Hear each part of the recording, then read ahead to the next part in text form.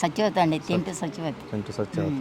ఆయన సుధాకర్ గారికి మీరేమవుతారు నేను వదిన్ను. అసలు? అంటే మీకు ఆయన ఎన్కౌంటర్ అనుకుంటున్నారా లేకపోతే అది నేను ఎవరో చంపించారనుకుంటున్నాను. ఈ అంతే. డబ్బుల కోసం మాత్రం గ్యారంటీగా ముందు రోజు ఇచ్చిన ఫోటో తర్వాత లేదు నిన్నటికి. మరి ఆ రివార్డు తీసుకుని చంపించారేమో, ఎవరు కాదంటారండి? వస్తే లేకపోతే అట్లా. చచ్చిపోయిన మనిషి కాదు, దొరికే మనిషి కాదు. అవును.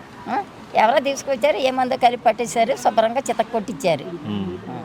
ఉమ్. నిన్న రక్తం అడుగులో ఉంటే అక్కడ పెట్టేసి వెళ్ళిపోయారు. అక్కడ ఐస్ బాక్సులు పెట్టలేదండి అక్కడ? ఆడేం పెడతారండి? ఆ. ఏదో పెట్టామన్నారు ఒక 5 నిమిషాలు, కానీ మోకం ఏం పెట్టారు. కాకపోతే పోలీసులతో నెల నెల టార్చర్ పెట్టాం. ఉమ్. అదండి. ఏమని అడిగేవాళ్ళు పోలీసులు? ఏమన్నాడు, ఎంత మూట తెచ్చారు, ఎంత ఇల్లు కట్టుకున్నారు, మీరు ఏం సంపాదించారు, ఏమేమి ఇచ్చారని. మాకు ఆయన వెళ్ళిన తర్వాత రూపాయి తింటే మేము పడైపోతాం, లేకపోతే మీరు పడైపోతారు. ఉమ్. అక్కడ వరకు అయిందండి. డబ్బులు ఇచ్చి ఇల్లు కట్టుకున్నారా అన్నారు. ఉమ్. మేము అవన్నీ మేము చేయలేదండి. మా ఇంటికి రండి, మా ఊరు మొత్తం చూడండి, ఎంక్వైరీ చేసుకుండా అన్నామండి. డబ్బులు దుబ్బారని ఎవరన్నారండి? అక్కడ సీఏ ఎవరటండి, ఆడవాళ్ళే అందరూ అక్కడ బీజేపీ అక్కడ ఛత్తీస్గఢ్లో కూడా ఆ మాటలు ఆ మాట అన్నారు.